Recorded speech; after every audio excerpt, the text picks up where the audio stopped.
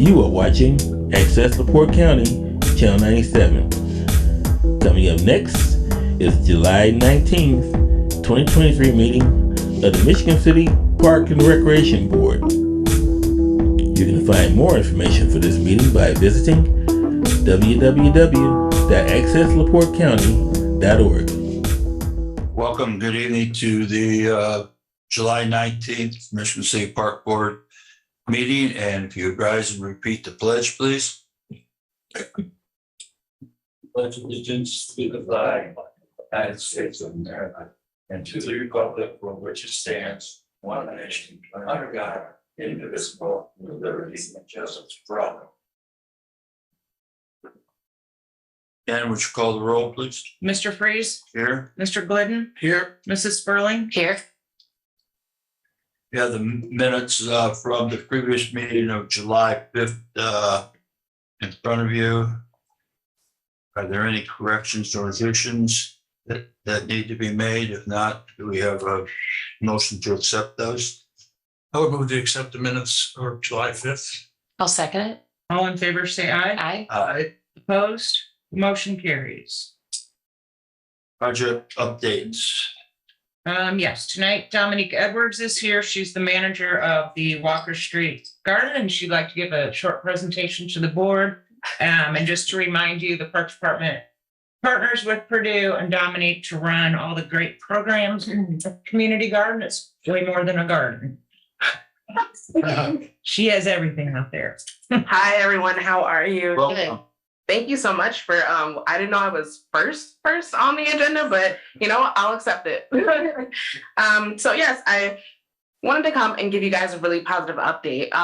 So we are going into our 7th growing season at Walker Street, and on average, for the last couple of years, we have been able to distribute over 1,000 pounds of fresh food to our Eastport residents. So our project keeps our residents, especially our seniors and our youth, very engaged and active in the neighborhood in a very positive manner. And so we want to continue to give rise to that over the next couple of years. So as far as engagement goes, we have classes and different educational initiatives, especially. And so we want to start to cater to some of our regional stakeholders that are interested in continuing to support our project and begin to give rise to some potential economic opportunities on a local and neighborhood level. So some of our future initiatives, we are looking into a potential pop-up farmers market to better support our farming community and increase local food access. So we are kind of limited in what we're able to do, but we want to expand upon that by connecting to a larger regional food hub and access to our greater and more expansive food and farming community. So we want to continue to offer some more diverse economic, educational, and engaging opportunities really with your support. So those are some of the reasons that I'm here. And I also wanted to talk about some potential infrastructure updates or upgrades that are really needed at the park. One thing for sure is our basketball courts need to be repainted. So we have a lot of youth, and our youth get really creative and have been very creative in regards to our garden over the last couple of years. And so that's really putting it lightly. Mr. Dabney is laughing because he understands how creative some of our youth can get in the neighborhood. And so, but I'm thinking that some of the amenities for our youth might need a couple of upgrades to keep them, again, more active and engaged in a very positive manner. So maybe seeing some things that are more driven to them, especially some of our youth that are coming up in the neighborhood. They're growing older. Maybe they might be getting a little bit more restless. And so we can only do so much. We can only force them to haul so many bags of mulch, play in the dirt for so long before, their attention spans, get a little away from them. And they end up, again, being creative. And that's really putting it lightly. And so we have quite a challenge on our hands, but we also want to continue to engage our youth, engage our seniors, continuing to be a beacon of light in our neighborhood. So thank you. So just a few comments. Dominique brought up the pop-up farm market. I think you're looking at August 6th. Is that correct? Yes, but we might end up pushing that back because we actually like to host a outdoor movie night that's educational, that talks about some farming history on the national and local level. And so we wanted to complement those two things to kind of show this outdoor movie, but well, we're lacking a couple of things infrastructure wise, right? So we don't have power, so we have to bring in generators. We need better lighting, some things like that. And so those are things that can continue to be discussed, of course, offline. But I did want to kind of bring it to your attention that while we do have some amazing updates that have happened at the park over the last couple of years, we do need to continue to be expansive and continue to grow, especially as our project continues to grow. Again, we're going into our 7th growing season, and we ourselves, as the gardeners and the folks that manage that space, we're limited in some of the things that we're able to do and what we're not able to do. So we're continually doing some workarounds, but we would love some better support from parks. Not saying that you guys aren't supportive. You guys are actually really quite great. I'm able to call Shannon and Ed at any given time and say, hey, I need this. And they're immediately responsive. And so we really love that type of support. So just a comment on the pop-up farm market, because we haven't done that in the park before. I did look up the city's vending agreement for the 8th Street Farm Market. And it reads that only booths or farmers that are preparing, serving food on site for immediate consumption need certificates of liability. So the policy is pretty much more related to conduct, being courteous and respectful and blah, blah, blah. So there's no real requirements I see that this board would need to approve at this time, unless you do get some vendors in, like a food truck or something, then we would have to get COIs. Do you have, besides the repainting of the basketball court, did you have any other specific ideas as far as what you might think that the youth would be interested in? And if not, then maybe you could, chat with them and see what they would, what they're thinking of? absolutely. So we're actually very strategic about our partnerships. So over the last year or so that we have partnered with Healthy Families Dunebrook. And so Dunebrook actually brings in some programming for us that is tailored to youth and families.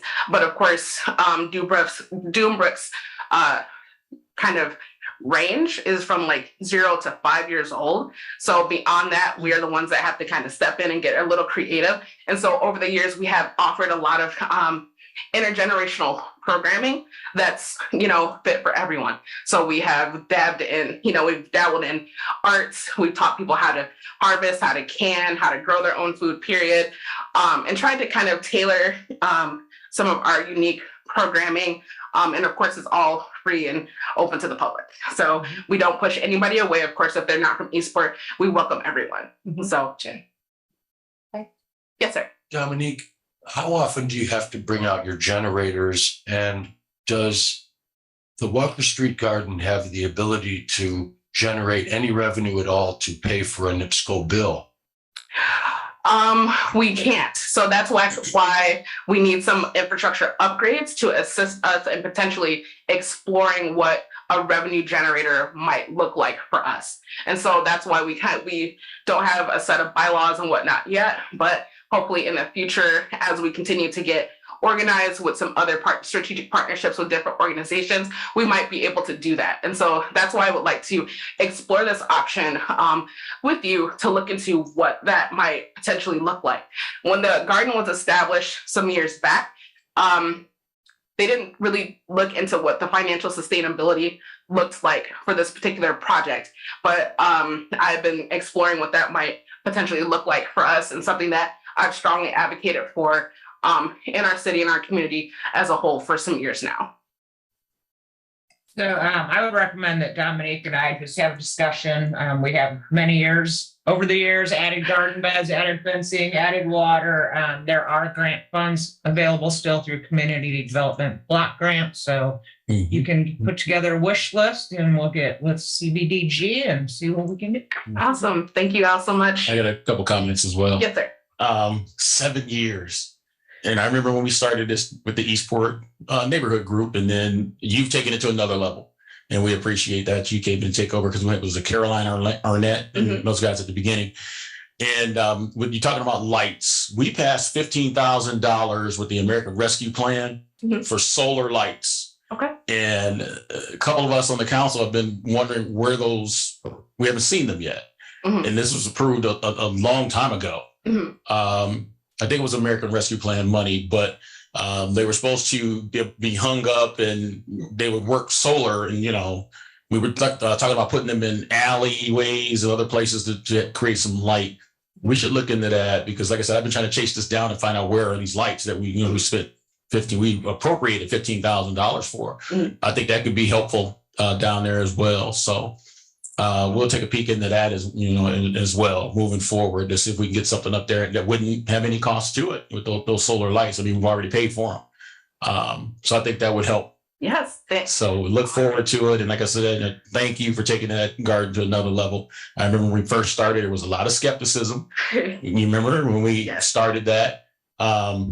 And somebody even had the nerve to sign me up for a bed out there. And with the fear of killing everything in there, I paid somebody actually to do my garden all summer long. So You subbed it out. I subbed it. I subbed it out, Shane. For the greater good. So I showed up from time to time and, somebody else took care of that bed for me. But we definitely need to look into those lights though. So let's stay in contact about that. Absolutely. Thank you all so much. You do a great job, Dominic. Thank you. Thank you, Dominic. Thank you, Mr. Gadnick, for that information. Any other comments? Old business, Shannon? No, sir. Sorry. Table business, we have the banner for a bolt for the Heart banner request that we tabled. Somebody like to bring that off the table, please? I would move that we take off the table the Vote for Heart event banner request. Thank you, Mr. Freeze, Mr. Glidden. I spoke with the police about the Vote for Heart event banner, and they have decided. So sorry. I second that. Sorry. Yeah, that's good. Thanks, Lord. Thank you.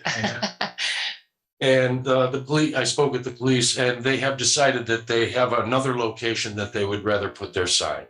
Oh, okay. So In the park or just? no, it's not it. Oh, okay. That takes care of that. Yeah. Okay. While we're on the subject, do we have a formal policy for banners or signs in the park? Don't know about a formal policy, but I do know that the board has in the past questioned and made sure that signs were not used during programs. So that's why I did bring it to the table, because I know that the park board does not like to see a lot of signs out at Washington Park. With the exception of the day of. Correct. Right. Of the event. Right. Okay. Thank you for checking into that. Any other comments? Mhm. Yeah, we'll just put this on the bottom of the file. Thank you, Ed. Thank you. New business, accept the bids for senior center renovation project. And is there anybody that has any other bids available? If not, Shannon? Yes, we received 3 bids today.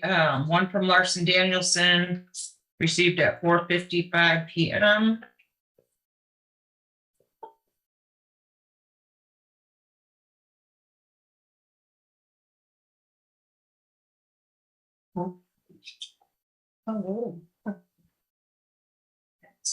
Bid amount is $219,612 even. The alternate in the billiards room is $13,614.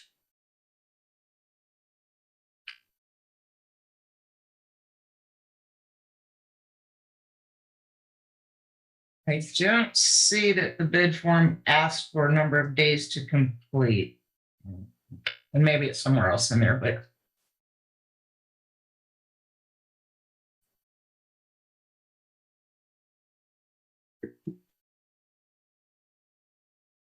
The second was received from Holiday Construction Group, received today at 3:27 PM.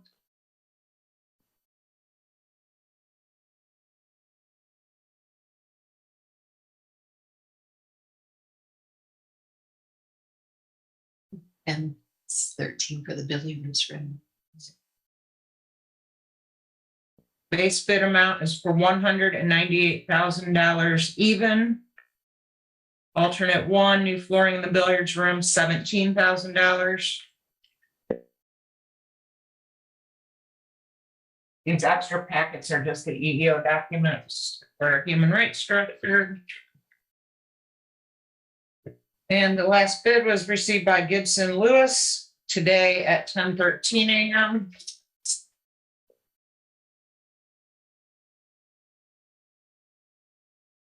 Their base bid amount is $274,300.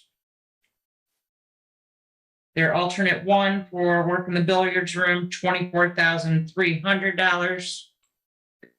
I would request that the board hold these over for review and the superintendent can bring back a recommendation at your August 2nd meeting.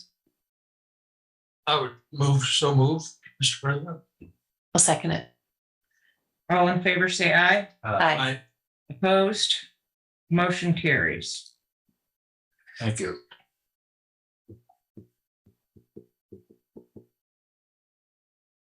Open bids for senior center renovation project. That was that. Oh, yeah, we did that. How about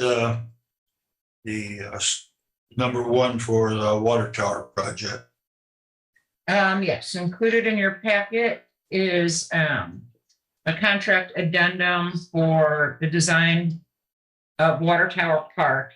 When we started the project with Jones, Petrie, Rapinski, we had a $500,000 budget. Since signing that contract and during design and engineering, I was able to obtain another $275,000 in grant money, which greatly expands the scope of the work. They also removed some of the items before I got the grant money just to keep it under the budget. So that was some additional work. Then we got more money. So we added the design and engineering of pickleball courts. So they're asking for an additional $3,800 to add to their $57,000 contract. This is a very reasonable amount. That would put the design and engineering at 7.8% of the contract price. And our average is 9 to 12%. So it falls below that. They've been great to work with. They're doing a great job on the park and I really appreciate them.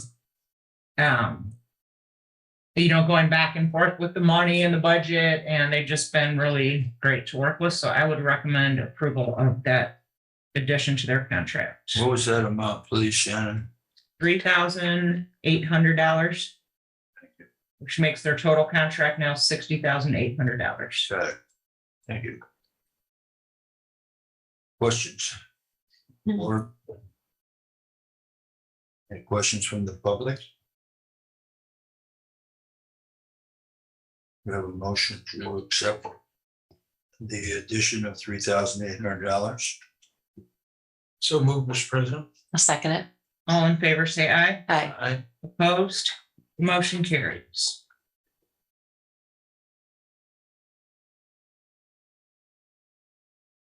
We have the approval of bid documents for the water tower project.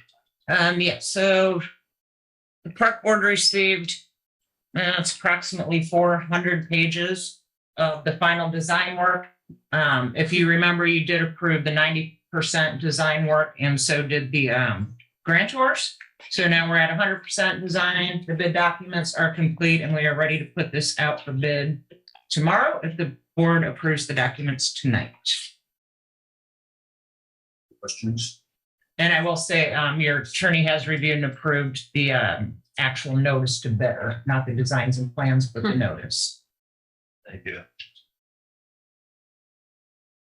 Any public comments or questions? What's the pleasure of the board? I would move that we approve the bid documents for the water tower park project. I'll second it. All in favor, say aye. Aye. Opposed? Motion carries. We have resolution 1010. And I'll read the preamble for this. It says, whereas the superintendent of the Department of Park and Recreation has reported that certain transfers of funds are necessary within the budget of the Michigan City Department of Parks and Recreation because of unanticipated expenses from various accounts, which accounts do not have sufficient funds available for disbursement for said expenses. And whereas there are funds available for said purpose in various other accounts which are not expected to be paid from said during the remainder of the budget year. Whereas the city, Michigan City Park and Recreation Board has determined that said expenses are necessary and that the account transfer should be made in order to meet said expenses. Now therefore be it resolved that the following transfer be made from the following named accounts to the following named accounts for the purpose stated therein. Decrease funds 2204.50 Sioux Fund seasonal wages $10,000 and increase fund 2204.504 Sioux Fund Zoo Food $10,000. Any comments? Public comments? We have a motion to accept this resolution. I would move that we accept resolution number 1010. Second it? All in favor, say aye. Aye. Opposed? Motion carries. Thank you. That we have a memo here dealing with the 2023 Hoosier Burn Camp request. Yes, this is a return event that comes to Michigan City approximately every other year. They've been hosting it in different places in Washington Park as far back as I can remember. So Captain Chris Burness of the fire department is hosting the event this year. Again, he expects approximately 130 participants. He is asking that we waive the parking fees and zoo admission fees for the families that come to Michigan City. And he's also requesting 25 picnic tables on the North Boardwalk and 15 next to the Yacht Club. They do serve several meals. They have a lot of activities during the day. It's a fantastic program for these children and their families. And because it's being put on by another city department, I would definitely recommend the fee waiver and the support of this event. Questions? I think it sounds really nice. Is this something that you guys have done in the past? Waived the parking in the zoo Always. charges? Okay. Yeah, as far back as I Yep. can remember. Okay. And can you refresh my memory here on the waiver of the parking fees and the admission to the zoo? Do they receive a pass? How are they recognized? So the zoo and the parking staff at the gates will know that they're coming in.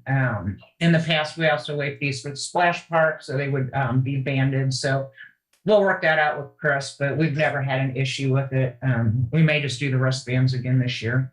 Then they're easy to recognize. Yeah, it has been a good program. We have hosted at the park before.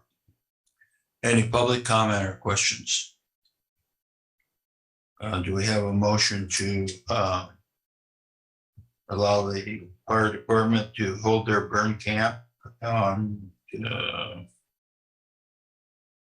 August 12th? Thank you. I was going to say. I would move that we host the 2023 Hoosier Burn Camp August 12th in Washington Park.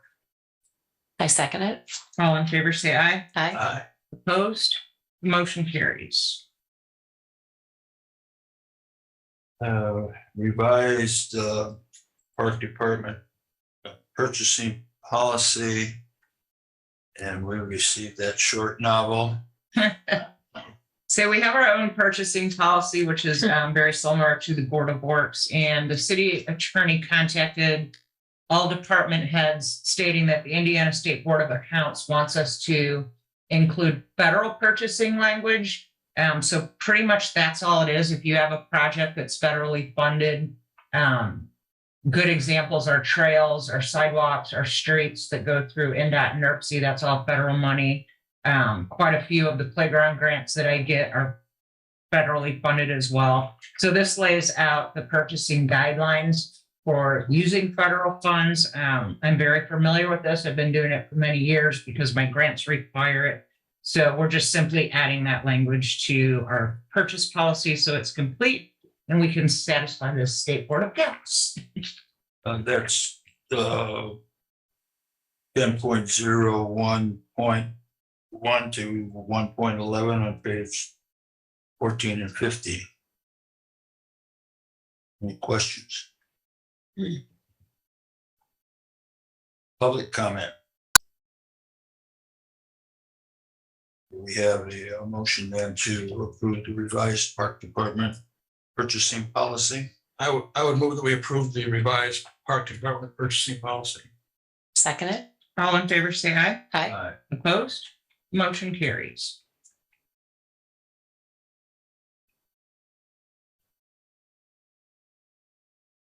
Something else with that up there. I don't have it on my agenda. That's the next item would be new item H, special purchase policy request for the Peanut Bridge Oh, yeah. repairs. Okay. So included in your packet was the special purchase request. Unfortunately, the Peanut Bridge on the Singing Sands Trail caught fire on June 21st, reignited the morning of the 22nd. There's significant damage to the bridge. And it does pose an immediate public safety risk. As you can see in the pictures, some of the railing is gone. There's holes in the decking where you could fall through into Trail Creek. Pat Bolts and I met with the insurance agent. They agree this is an emergency. We weren't required to get 2 quotes, but we did. The lowest bidder can also complete the work quicker. So I did submit this to your attorney for review and approval. Thank you for doing that so quickly, Laura. The quote just came in yesterday, the second one, so I'm kind of trying to push it through this meeting to get this work done. So if you approve the purchase, we will move on to the actual contract. Questions? Questions or comments from the public? What's the pleasure of the board? I would move that we approve the Peanut Ridge fire damage emergency repair. Second it? All in favor, say aye. Aye. Opposed? Motion carries. And then the second related item is the agreement between owner and contractor. This is our standard template. We would like to accept the proposal from John Kine Property Services. They are the contractor that redecked the entire structure last fall. Again, that's why this fire is so unfortunate. We just spent a lot of money redoing it. John Kine can also start the work in 2 to 3 weeks, where the second contractor was out until the middle of fall before he could even schedule it.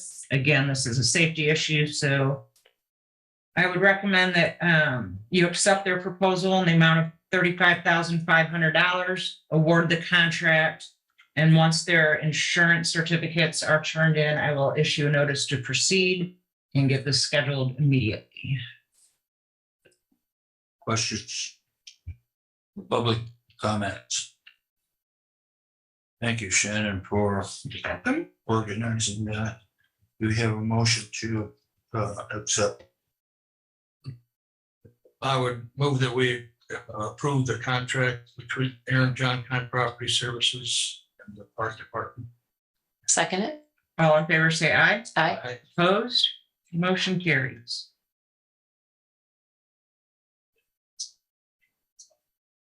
We have in our packet, we received request for lease space on Washington Park Boardwalk. Yes, Mr. Freeze, that item has actually been pulled from the agenda because the prospective business owner cannot satisfy a permit from the health department. Okay, thank you. Report of officers.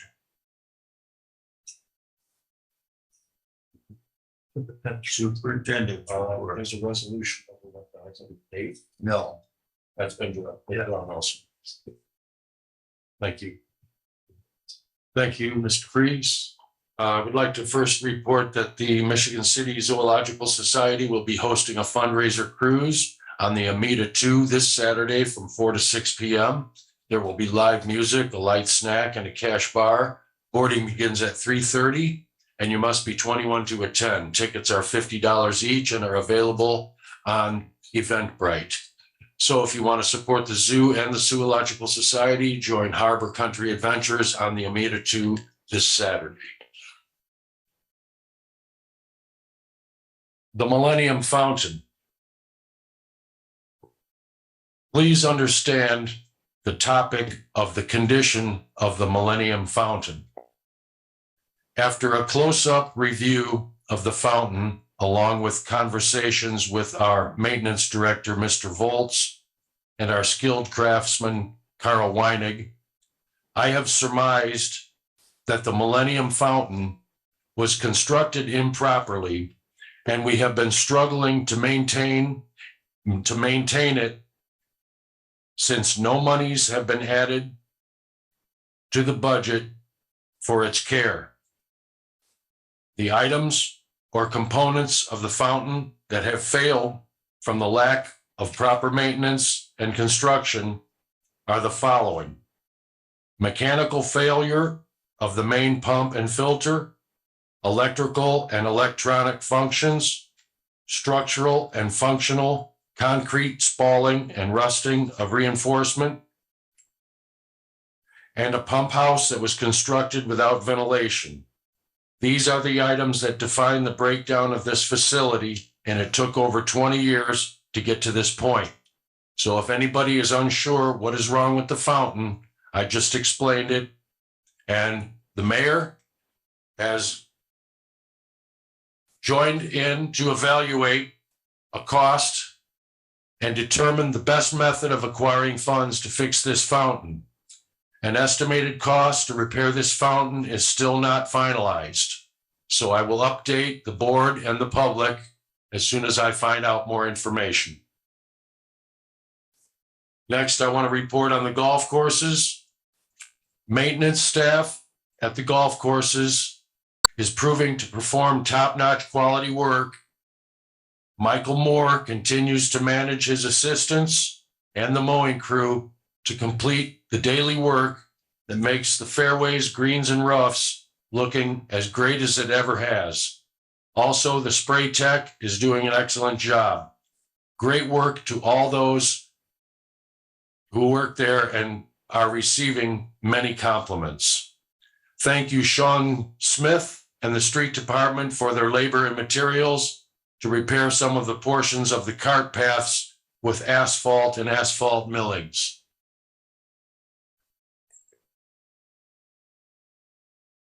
Our park administration intern, Dominic Yankee, has worked with myself and Shannon Eason to replace the damaged and dying saplings on Lakeshore Drive at Fetters. Mr. Yankee also observed the need to add mulch to the surrounding areas of these trees to retain moisture and protect the roots from sun scorching. Also, Mr. Yankee will be replacing the trees that were cut down by the homeowner that encroached with the patio and tool shed items at Knott's Woods.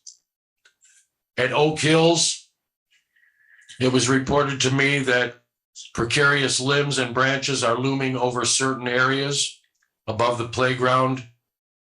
After a site visit to confirm, Dominic and I are in the process of receiving competitive quotes to remove these limbs.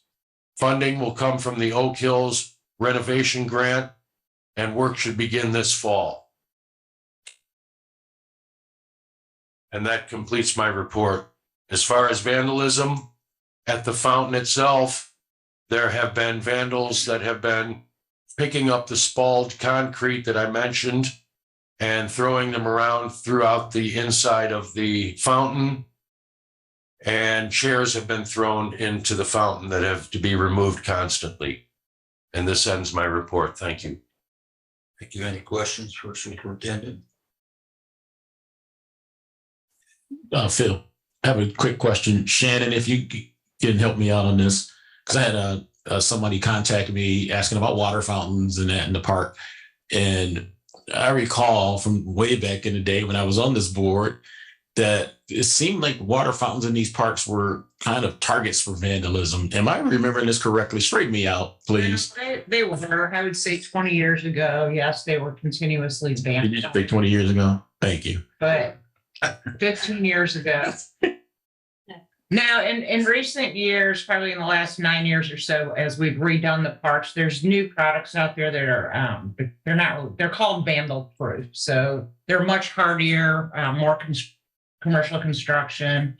Pat Bolts is here tonight. I don't think we see anywhere near the damage that you're talking about back in, the mid-century.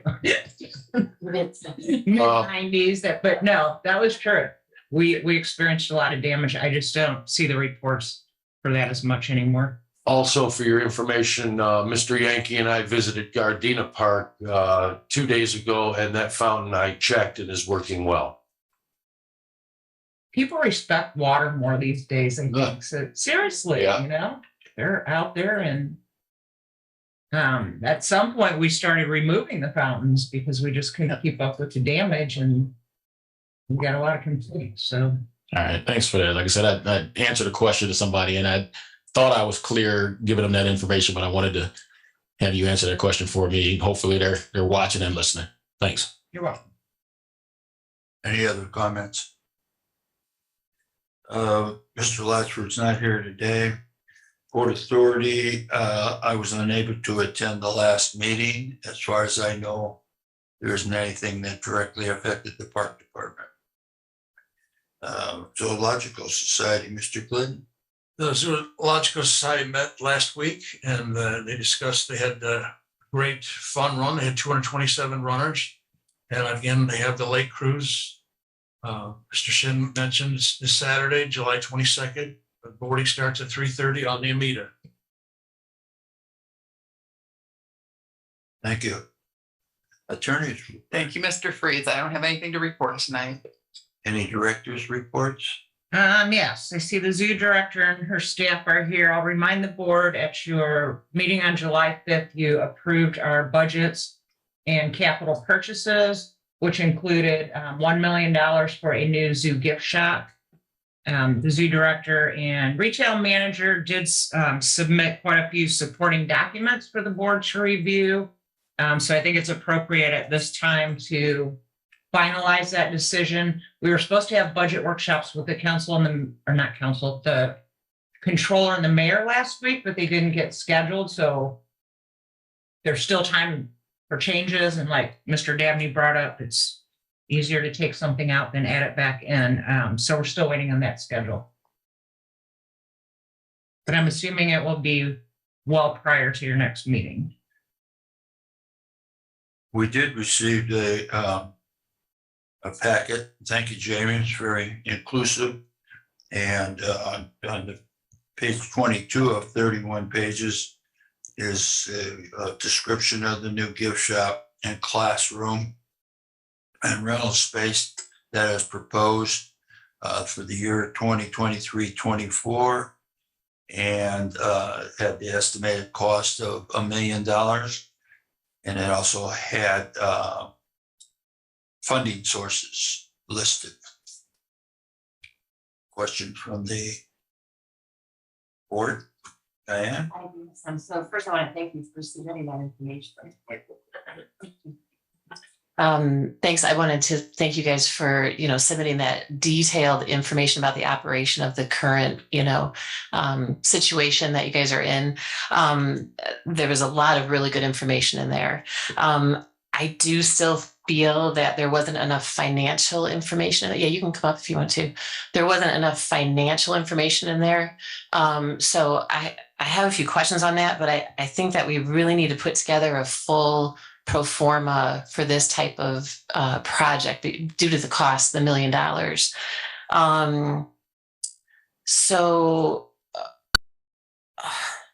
Okay, so for example, like the classroom field trips, I know you put in there, I think it was like, there's like 7,700, no, 2,000 guests for the educational programs. So what I would like to see is what is that breakdown? How many actual, days or sessions are there? Maybe kind of like a project cost, like this is what it costs to put this on. This is the revenue we take in. This is how many classes we do. And then this is how many we turn away.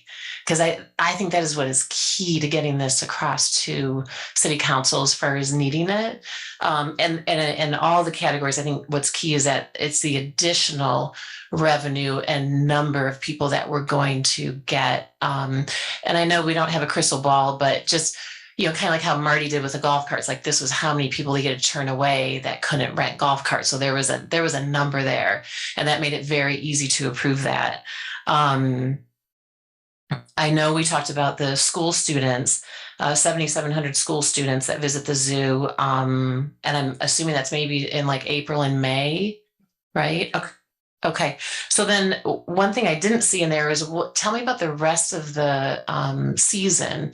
Is there backups in the, gift shop? Are people waiting outside to get in?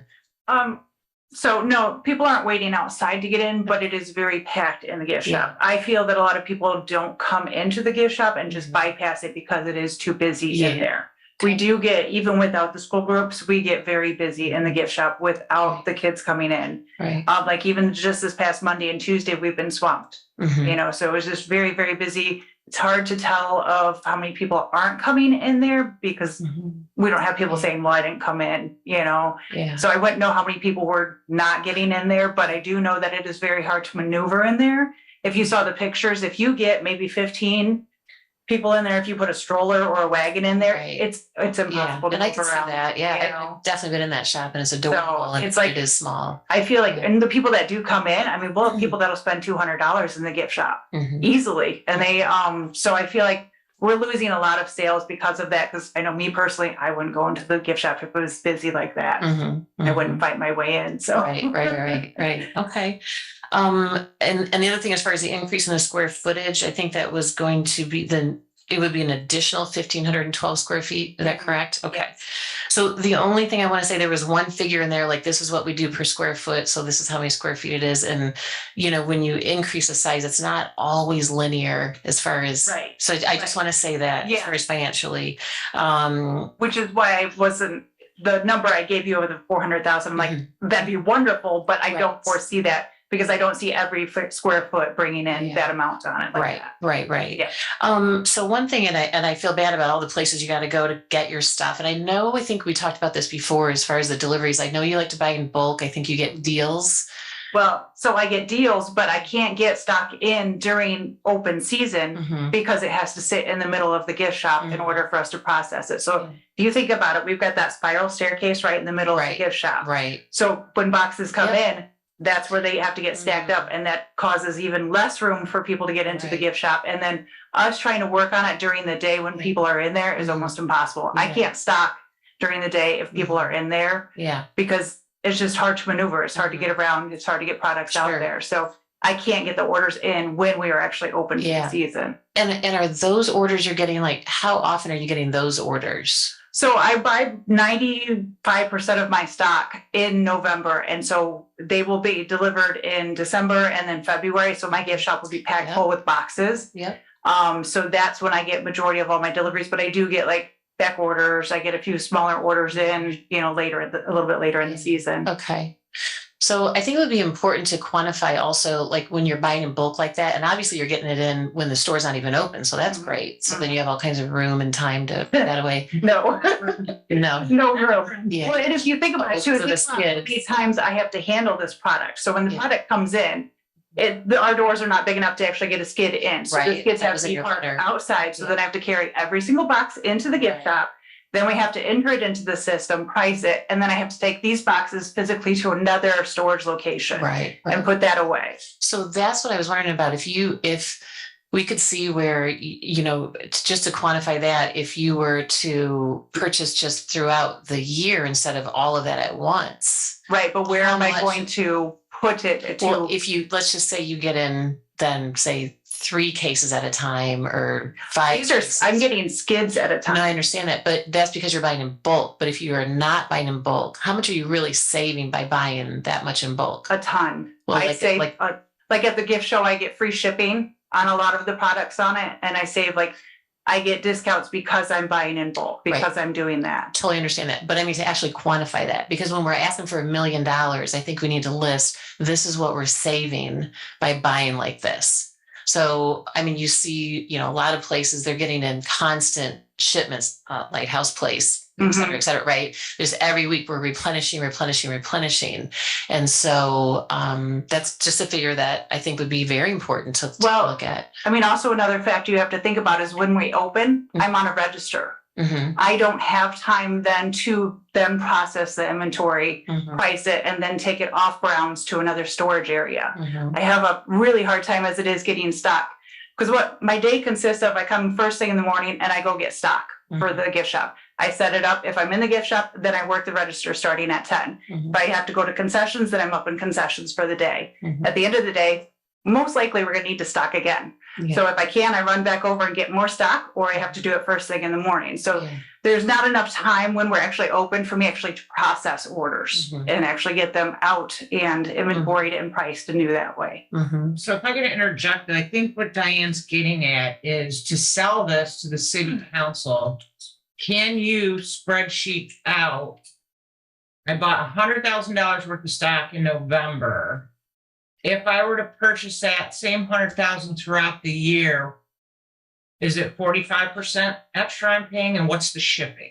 You know what I'm saying? I guess I'm just not sure of how to spreadsheet that out. Well, when you go to your shows and there's like show deals, right? Yes. They'll say you get $1 off this item, or, you know, $1 off a case. And then the shipping, you know, say it's $50, that'll be free. So if you would just could take that, like they usually give you like a sheet, right, that says show deals on it, and they'll list all the products and they'll say what the discount is if you buy it at the show. Right. So that's what I'm talking about. If you could quantify it that way. Okay. So if there's no show specials, no free shipping. Yeah. Okay. Just to show that, you know, are you actually saving $35,000 a year? Because beyond all this moving around, that's huge. Yeah. And then also to quantify your labor time. Well, I mean, I don't think that It it's going just to got be, moved into a building and you just had to restock every day. it would be huge. I mean, that would save But me what's hours. that quantity? What's that number? Right. Like that's, I think, what she's. I mean, I can figure that out of like my wage compared to how many hours I spend a week on that. I can do that for Right. sure on it. Right. I don't think that it's going to be a huge substantial amount of like, if I do the shipments throughout the year. Although it depends because I don't know what shipping would be on each, you know, shipment coming in for it. Yeah. But the hard thing is because I can't concentrate on that when we're open. I am not able to do that stuff when we're open. So in addition to the gift shop could make this much more money with this space, we're also saving this much money by having the space. Like that's the complete picture. That is the complete picture. Mhm. And I Exactly. could, Yeah. you know, if we had a space where I could just have skids delivered into it and I could concentrate it later on, I could have it throughout the season if that would for some reason benefit us, but I doubt it would. But as it is now, there is no space for me to do this or time. Yeah, I totally understand that. But I'm just saying, instead of getting skids in, just get, you know, you get a couple boxes a day, and then you hire someone to help price it out. And We can't even find people to work the concession stand or help us out in the office. So hiring a person is not necessarily a good option where for people as it is. So when you double your space, are you just going to work more hours? Are you going to be working overtime, or how is that going to get handled? Because To restructure a little bit on it. labor will definitely increase with. We would need at least one other person on it to run Okay. the 2 registers down there. Okay. Yeah. So, okay. And then so that's the shop. So it's just something to consider. Is it worth buying in, you know, bulk like that? And then with, like I said, with the classroom, the field trips, like just to quantify that, how many more kids are we going to fit in? You know, how are these educational programs, are they profitable for, and it's not all about profit, but I'm just trying to get to the money part of it. So part of it is just that we are a city organization and we want to bring kids in and teach them all about animals, and it's awesome. And I would love to see that beautiful building go up. we just have to find the right way to present it to city council. And then, so let's say we talked about labor, you're gonna have increased labor, you're gonna have other increases, the insurance, the upkeep, theft, loss, the additional labor and the, cashiers, stocking, straightening, receiving, doing inventory. So do you know what, I know the gross amount is 90 grand. We do 255,000 in revenue. You gross 90,000. Do you know what you net? Do you have a financial statement on minus labor, minus utilities, minus insurance? That was in your report there. Oh. So we actually, I sold last year, I think it was 255. Uh-huh. Right. And then a $90,000 gross. So $90,000 is what my budget is. This is what I spent to buy the products for the gift shop. Right. So, and the actual revenue that we brought in after all of the expenses are taken out, all of the labor, all of the, fees for everything for it was over 100,000. Okay. And that's been consistent for the past couple of years on it. So that's why I say within 5 to 7 years, realistically, we would be able to recover the cost of this gift shop. Well, but if you take that, your gross, we still don't have labor and all the other expenses that it costs to run the gift shop. We do. That's taken out of there. So I thought you said your cost of goods is 90,000. That is, yeah. And so if you take the 255,000 minus out the 90,000 for the cost of goods, then also minus out our labor and all of our other fees that we're paying. Which is how much? Is that, I'm so sorry, did I not see that? Is the labor? I don't have the extra amount on it. It's on our profit loss. Statement will Yeah. be in your second quarter reports that we do those quarterly for operations. I don't recall. I don't recall what that is either, but the extra, after all of that is taken out, everything is taken out, we still have a revenue of 100,000 pure profit on it. Okay. And that's just at the current gift shop. And if we do the building, we also have the current gift shop, which can also continue to sell stuff on top of adding almost twice the amount of square footage and then the storage issue. Okay, so let's just say that you net 100 grand right in your pocket. So if the project cost is $1 million, that right there is 10 years to pay that. Correct, but that's at the current gift shop of a square foot, 800 feet. Right. If you're going to double that, it warrants that we could at least expect close to 200,000 of revenue. Okay, so if it is linear and it's 200,000, then you're saying that bring it down to 5 grand, but the 100 grand that you are making, you're going to be out that money because it's going towards that building cost. So how is all that going to get paid? So there's another $1 million right there over 10 years. So the 100,000 you're making every year, that's going to pay other things at the zoo, food and things like that? No, this isn't a non-reverting fund, so it goes for the gift shop items. So it is meant to be for like the betterment of the gift shop. It goes into capital. Okay. So like that at the end of last year, her net profit stayed in there for future capital. Okay. And how much is in there right now? In the capital account, off the top of my head, don't hold me to it. 350-ish. Okay. Does that sound about? Okay, well, that's good. And that we would be putting that towards this new gift shop too. Okay. Now, part of that's from North Point Pavilion. Correct. So not all of it. All that. Yeah. Okay. Okay. So those are. Get what you're looking at. Yeah. So those are just figures that I think that we really need. And it's just going to help us to analyze because we don't want to reach the point of diminishing returns either, where we're creating this, I don't want to call it a monster. It'll be beautiful, but everyone's just doing more work and then we're making less money. So just because it's bigger doesn't mean necessarily that we're going to put more profit in the, till. Right. There's no guarantee on that. I mean, I would like to think so, yes, but there is absolutely no guarantee on it. Yeah. So I think it would just be a good exercise anyway to go through the whole bulk purchasing, and to go through the whole classroom, the projections of the classroom and just have that. So that we can present that to council and say, hey, this is exactly what we do and exactly what we're expecting. So I can help you guys with that. Please. Perfect. And I didn't know if like the city controller can help with that. Yep, exactly. Performa, right. Find the end by your $1 million and it'll give you your ROI. Yeah. All right. Shannon's amazing at that. So I defer to her. Okay, cool. Busy till October, but. So then I don't know what do we do then if we don't have these numbers in front of us? I mean, like I said, I don't feel responsible presenting this to council without. At this point, it's in the budget. So I would leave it in the budget because even if this goes through the council and everybody in the city is on board, Mhm. at some point, this whole project gets approved by you. At some point, it starts my checklist, which Mhm. you've seen, and the first step is board approval. And if the board at that time says the information you presented doesn't warrant spending this money, we don't want to do it, that money just reverts back into I got it. Okay. the city for another project. Okay. So you're not like really on a timeline. Yeah. You're on a timeline to get it entered in the system because after these meetings, I can't put anything else in. Mm-hmm.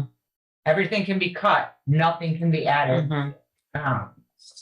So that's why I was like hoping you would just leave it in. We have plenty of time. Yeah. I mean, this isn't going to be until 2024 that Mhm. it would start. But when does this go to council? Okay, goes to the mayor and controller. August is the first meeting. I think they try to schedule those at maybe the third week in August or something like That's that. about right. So Yeah. we need to go through controller and Controller, mayor yeah. first, which was supposed to be last week, but they never scheduled. Mhm. So that can be any day now. Mm-hmm. And then they'll make their cuts. Right. Mm-hmm.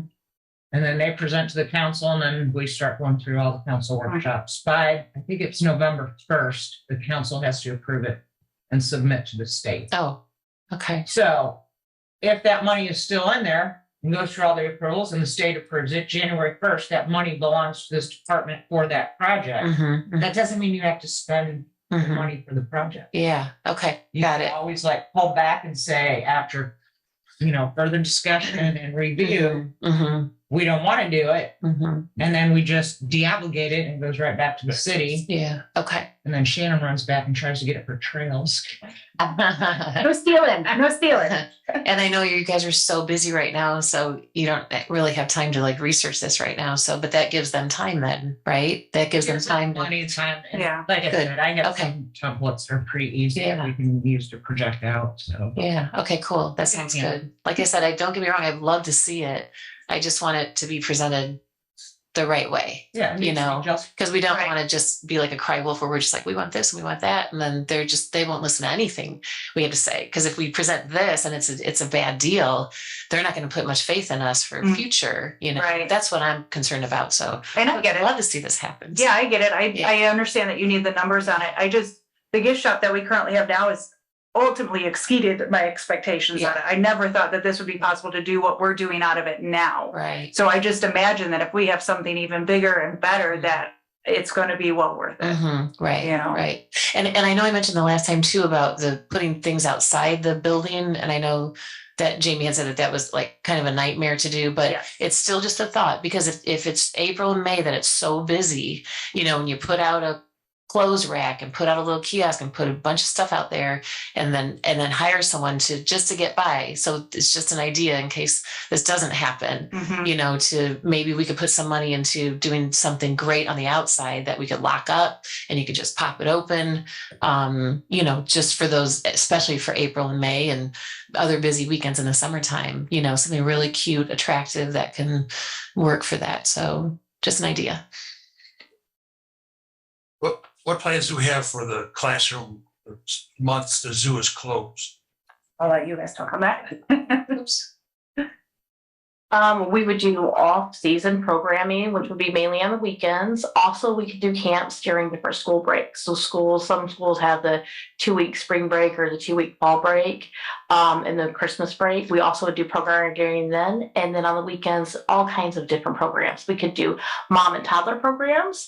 I was a Potawatomi Zoo for a while before, and there we did a lot of different programs for Boy Scouts, Girl Scouts, all different groups like that. Sometimes local schools, even FFA groups, things like that. So it just opens up the door for a lot more when we have a building that we have heat that we could use year round. That's awesome. Great, thank you. And rentals too. Previously, we used to have our old elephant house as rentals, which was a great big area. Our previous director had changed that and made that animal enclosures and built a very small classroom on the front that held like 20 people. It didn't work very well, so now that's our concession stand. Our current classrooms in our old concession stand, which is just not ideal. 25 people were pretty crowded in there. And people that have come to the zoo for years are used to having the rentals where we could have 100 people in a room. And we have a request for that a lot that we just can't accommodate right now. So we need another entrance that doesn't have to go, people wouldn't have to go through the zoo to get into the building. It would be wonderful if we could do that. That would just open up more after hours programming. Thank you. Yeah, thank you. And so everything that you just said with your experience, you can help add that to the Performa. Okay. You know, what your thoughts are, just that we can add this many classes over, you know, how many do you think we can do over Christmas break or? Okay. And before, when I was education curator, back 2010, 11, my revenue had tripled from what it had previously been. And now we're really low again because we just don't have the space. So it would come up quite a bit too easily. Yeah. Yep. Great. Cool. Thank you. Thank you very much. I really appreciate it. Jamie, you have a, No, I did my last week. thank you, ladies.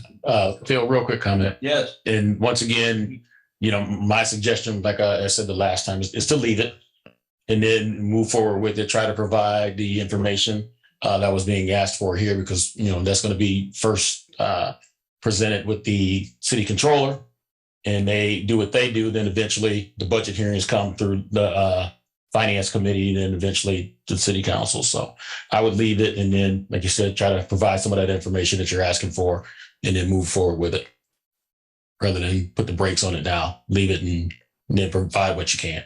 Sounds good. Thanks, Brian. Thank you, Brian. Yeah, if we take it all out of there, it's gone. Yeah. Okay.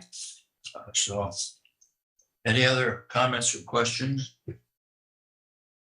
What's the pleasure of the board here? This thing, legal. I so move that we leave it. Second. All in favor, say aye. Aye. Opposed? Motion carries. Thank you. Yeah. Thank you again. Any other directors, Shannon? No, sir. Department of Finance, Mr. Glidden. I have the claims docket for July 19th, 2023. Municipal, $84,278.48. Golf petty cash, $4,141.35. Total claims, $88,419.83. I would move that we meet these claims. Second it. All in favor, say aye. Aye. Opposed? Motion carries. The payroll for number 14, 2023, 6/25/23 to 7/8/23, pay date 7/14. Total payroll, $117,584. I would move that we meet this payroll. Second it. All in favor, say aye. Aye. Opposed? Motion carries. We have no gifts or donations, no minor transfers, no zoo endowment, no Board of Works. We have credit card charges of the following. Amazon.com, RecNet T-Balls, catcher's gear, $204.51. Amazon.com, administrative wireless doorbell, $18.98. Amazon.com, Rec laptop sleeve, kids day camp, $23.98. Reprographic arts, Rec staff shirts, city day camp, $435.49.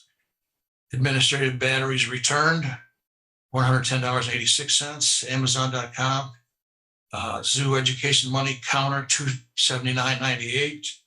POSsupply.com, administrative thermal paper parking, $72.95.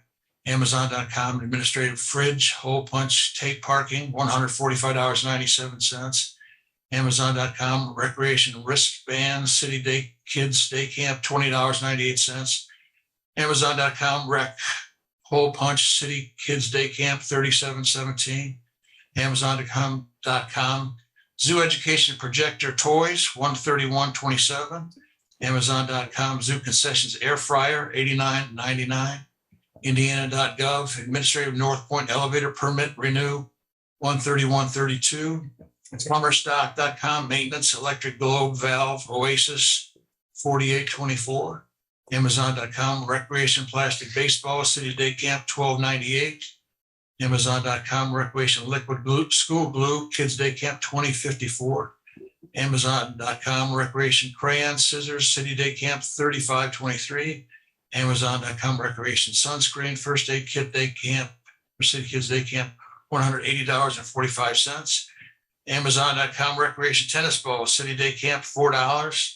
Amazon.com zoo education keychains, $15.98. And I believe the total credit card charges were $1,799.11.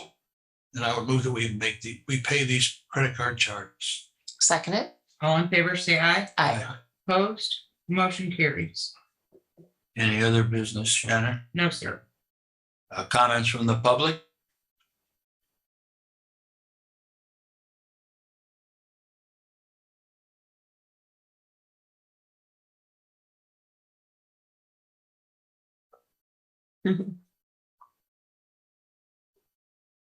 Welcome.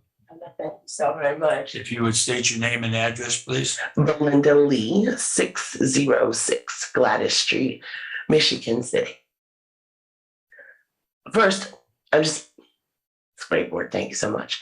I've enjoyed being here today, and I'm sorry that I was late because I actually came for the presentation for Miss Edwards for Walker Street Park Community Garden.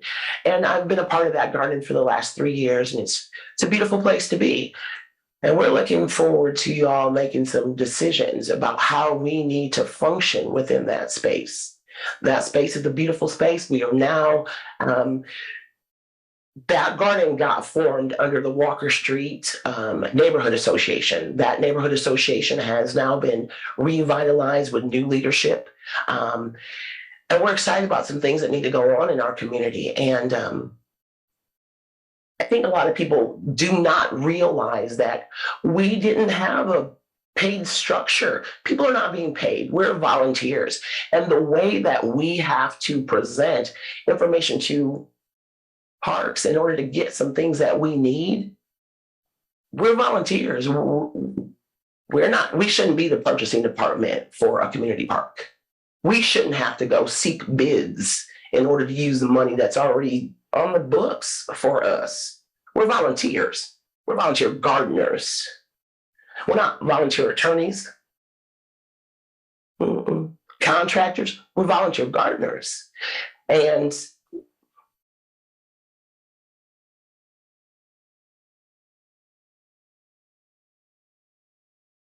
our community is suffering in a lot of different areas because of the amount of time, energy, and effort that we sit up and talk about what needs to be done. We already see what needs to be done. We see it. It takes time, energy, and effort. And if we could just all get on the same page that this is our city, not our different communities, our different neighborhoods, this is our city. And it all needs to function in a way that benefits everybody equitably. Because we are a diverse community.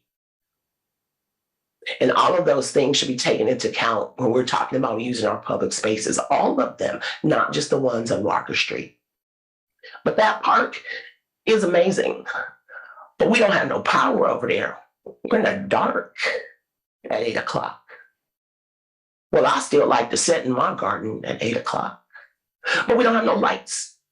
And we have an outhouse over there that gets cleaned whenever y'all remember. Whenever y'all remember. And it's unfair that we continue to ask and seek the things that we need for our community, and it's bypassed because, well, that wasn't important then. All of it's important. Every single drop. And I want to especially thank Dominique Edwards. She's done a fabulous job of keeping that garden together without additional leadership. She's been a leader there. Her and Mr. Moon and some other dedicated volunteers. Y'all need to find somewhere in y'all budget to pay her. She has a degree in biology, a master's in urban planning, and working on her doctorate. And she volunteers and does more for that community garden than any person in the city. Y'all need to find her some money because she's qualified to run the entire program but she can't do that for free. Y'all pay her and it'll be a better place. Thank you. Thank you. And you're right. We perhaps should do more, but it's people coming forward like tonight indicating to us, I have gone by Walker Street. It's very nice, very nice. But as far as what's needed there, perhaps tonight was mentioned basketball courts, lighting, power, and talking about perhaps a schedule of cleaning the outhouse. That's what you need to bring to us, because I'm really unaware of that. I know it's there, but I'm unaware that these things are needed. I thank you for bringing it up, Dominique. I really appreciate your effort. But again, it's people like you that come forward that enlighten us so that perhaps we can do something about it. Well, can I recommend y'all do a drive through and just look at our community, look at it together as a team and view it from a historical and a futuristic perspective. I recommend that too. That's a possibility, yes. Any other comments? Mr. Przybylski. Good evening, Park Board members. Don Przybylski, City Councilman at Large, and I live at 215 Gardena Street. And the first thing I want to do is start off on a positive note and thank Jamie and her staff at the zoo, doing a fantastic job. I've been there 3 times already. Took my grandson there and some other little ones, and we had a fantastic time. Keep up the great work. Yeah, beautiful. The other 2 things, there's 2 things that I'd like to talk to the Park Board about tonight and bring it to your attention. And I know that I spoke to Mr. Shin about it, spoke a little bit to Mr. Glidden about it. And the first thing is it took place at Gardena Playground. It's a safety issue, but it also exists in the other playgrounds around Michigan City. Not all of them, just the ones that have large trees. Okay. And what happened a week and a half ago, I was informed by a email that I got during the night. So, and the gentleman texted me or emailed me like at 7:30 in the morning. Anyway, at Gardena Playground, where the wash house, the bathroom is at over there, there was a large limb that fell out of the tree. And this limb was, I don't know, 25, maybe 30 feet long, a good 15 inches in diameter. And it wasn't rotted, okay, but it was just how it was hanging on the tree. As Mr. Shin explained, it's in a crotch position, and those trees have to be trimmed off. So then Mr. Shin went on to add that out at what's the other park? The Oaks, or yeah, that there's trees out there. They went out there and took a look at it, and there's trees out there that need to be trimmed. What I'm requested to the Park Board, to the Park Department, is, and Mr. Shin and I talked about this, that he gets with Sean Smith from the street department, because we don't have a city arborist at this time. Sean Smith from the street department makes all the calls on whether a tree gets cut down or a tree gets trimmed. So what I'm requesting from a safety aspect, so nobody gets crushed by a limb, that there's something that we can do about it, that the park department, the street department go out and survey all the parks and the trees and the big trees that could cause a problem like that. Put that on your, agenda, get a weekly or bi-weekly, I guess you meet every 2 weeks, right? And get a report every 2 weeks and get that done. The other thing, and Mr. Shin and I had spoken about, and Mr. Glidden, is at the Elston tennis courts, the old tennis courts at Elston High School. And I know we don't have any jurisdiction over them. The school system owns them. And Mr. Glidden and Mr. Shin are working on pickleball courts there, getting a couple of pickleball courts in there. But what I suggested to Mr. Shin is, and this will take some discussion by park board, is that we go and approach the school system, because they don't want the courts. I know they don't, because they don't maintain them. You go by there, there's weeds sticking out of them. There's cracks in the playing surface of an inch and a half wide. So it needs to be refurbished. But have the school system sign an MOU, they turn it over to the city and the park department, and now we have a viable tennis court area in the middle of Michigan City and a couple pickleball courts for people that want to play pickleball in Michigan City. Tim and I are both members of the Y, and we see people playing pickleball there every morning at 7 o'clock. There's a slew of people that come in there. To me, it would be advantageous. Park department take it over. Now, I know there's always the big discussion. Well, that's a great idea.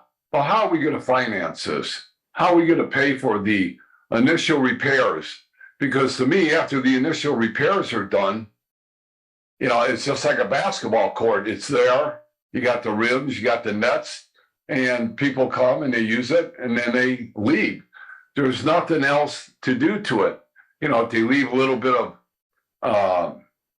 garbage behind, well, I don't think that'll happen. But getting back to the financing, Mr. Dabney will allude to this because we were at the council meeting last night. There's $6 million in a riverboat.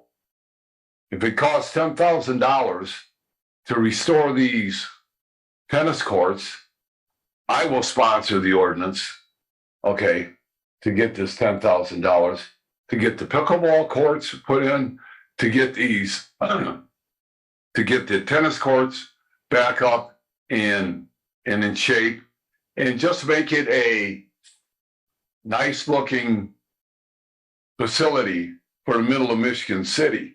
Every time I drive by there in the morning and I look, I think to myself, I just can't believe that this is sitting in the middle of Michigan City, which is going to be supposed to be our main thoroughfare, Franklin Street, right there. But yet we have tennis courts that have weeds coming out of them, and it doesn't look inviting to me. It doesn't look inviting to the neighborhood. So I just wish that Mr. Shin, Mr. Volz, and his organization and the park board take a look at it and give it consideration to moving forward and possibly just taking those courts over. And like I said, the financing is needed. I'll help. I'm sure Mr. Dabney will co-sponsor an ordinance to get $10,000, $15,000 to get it taken care of. Okay, thank you for your time. Thank you, Mr. Brzezinski. I know pickleball is really a big thing now, especially for the older set, 50 plus. I'd love to see, I can't play any longer, but I'd love to see that happen. Perhaps Ed, we can talk to the school system. I know Wendell McCollum quite well. I can talk to Wendell, see what we can do. I heard Mr. Przybylski say that there would be some type of MOU, but I can't help but ask Mrs. Nuremberg, would there have to be a transfer of property? Sorry, Drew. That is something I would want to research thoroughly before I would respond. Yeah, I'm glad to dig into it. Sure. Thank you. Any other comments? I have a comment. Yes. I didn't know we were finished with this nice lady talking about Walker Street. And I'm new, I'm a year and a half into this board. So are they considered one of our parks that we get grants for and things like that? So the Walker Street Garden operates under a CDBG grant right now, which is a federal grant through the city of Michigan City. Mm-hmm. That's what established the garden in the first place. Okay. So there is still some funding left in that grant, but that is not administered through the park. It's through CDBG. Mm-hmm. The purchasing that she's referring to, because it goes through the city, if they want to go out and buy a shovel they have to follow the city's purchase policy because of the funding source. So it is very time consuming. They have to go out and get quotes. They have to do everything we have to do because of funding source. So it's not considered a city park. Yeah, it's a city park. Okay. But the garden is a program under Community Development Block Grant. Okay. So we're partners as far as they supplied the money, we supplied the property, and then Dominique does the programming. Okay. And then the rest is carried out through volunteers. But it's a cumbersome process. Like they wanted to expand some of the garden beds, and it just took forever to get quotes, and then we're tax exempt, and yeah, it's just government's hard. So then, like with the basketball court, though, that falls under our right to repaint that. And like there was no water when the garden started. So the park department worked with CDBG to get water installed out there. You can't have a garden without water. So electric can be the same. It's just the conversation is, what is it that you want? If it's long-term costs like electric, this board is going to have to approve that, because if that grant goes away, then the burden comes onto our budget. So right now, CDBG is paying for the water, their supplies. And do we have lights at, I mean, I know we do like at the skate park and all that, but in the evening, are there lights at all of the parks that just not lit? Okay. However, I mean, they have that activity going on out there. So I don't see that any different than, okay, we have a skate park, so we have lights, so you can use the skate park. Right. She said, I don't garden until 8 o'clock at night because I'm not home. So, and I have a garden to tend to. So I would say if the lighting supports the activity, yes. I'm against just lighting parks to light parks. I think it's a waste of energy. It's bad for wildlife. But if it warrants it, yeah, let's look at it. Sure. So yeah, we can work through that. I got one more comment. So the issue with Walker Street Park is that we have poor lighting, but that poor lighting also continues into our neighborhoods, right?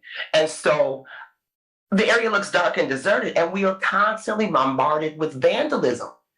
And the reason that we've been bombarded with vandalism is because there has been no buy-in. There has been no buy-in from the community to be down there and garden, right? And so this year, all of our beds are full, right? We have active participation, and we have less vandalism because we are out there, and we can be out there longer and get to know our community members, because we really, because of COVID, shed a light on a whole bunch of things. And one of those things is that we really don't know our neighbors. We really don't.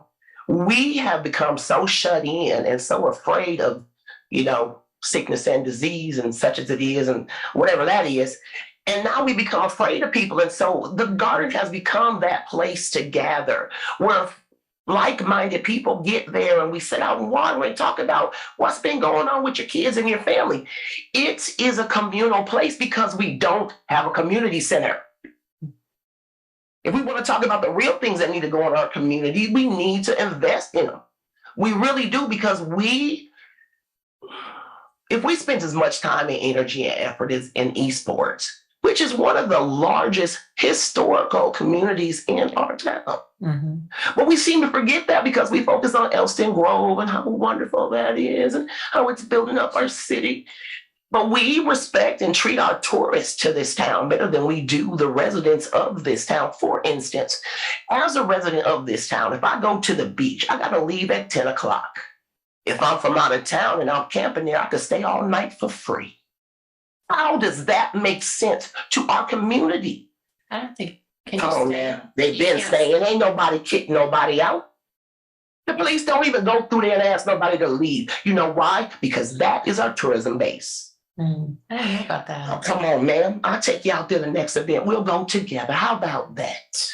We'll go after hours and see how many people are set in their RVs enjoying our beachfront for free. So if we look at the whole garden and our whole community, and we stop picking the best pockets of it and say that this whole town belongs to Michigan City, and let us be Michigan City strong, and take a look at the real issues that are going on in our community. And lighting and power will be a wonderful benefit to start. And it's covered in that money. Well, I think the lighting is a great point. I mean, do they even have lighting that's like motion detected? Like if there are kids who go to the basketball court, that it would come on and stay on, or in the garden? There's time lighting. Right. Sure. Time lighting, yeah. Where the garden's empty, but I want to go at 9 o'clock because I work late. Turn around, go on 15 minutes, turn off. So yeah, true. Power, you can do the solar. There's all types of lighting. Yeah. Okay. So yeah, I mean, Dominic and I, we've worked well in the past on expanding gardens and getting the shed and getting equipment, and so we've had a great partnership over the years. And yeah, I'd sit down and spend down that money, Dominique. Let's buy one big thing so we don't need all the quotes. So yeah, we'll get together and follow up. Cool. Awesome. Any other comments? Well, our next meeting will be Wednesday, August 2, 2023 at 5 o'clock right here. Motion to adjourn. I would move we adjourn. Second it.